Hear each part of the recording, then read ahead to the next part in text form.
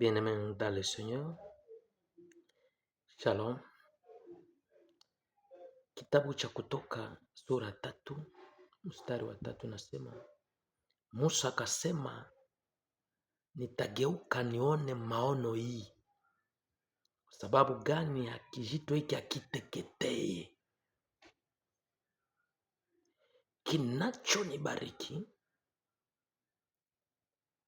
Musa hakukuwa interese juu ya ile vision,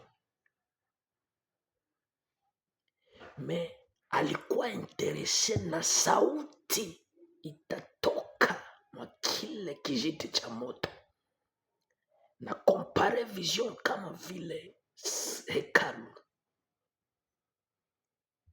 Bien-aime,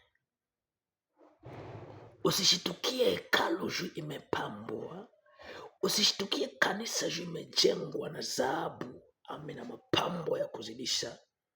Zingine kanisa ni kama vile zile kanisa 7 ambazo katika kitabu cha Ufunuo sura 2.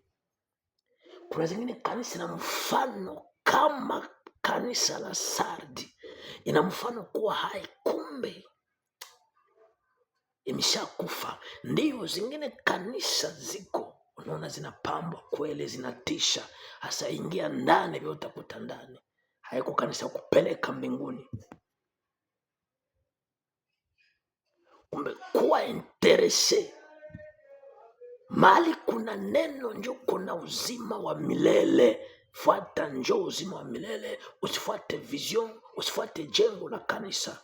Acha Mungu akubariki. Amen.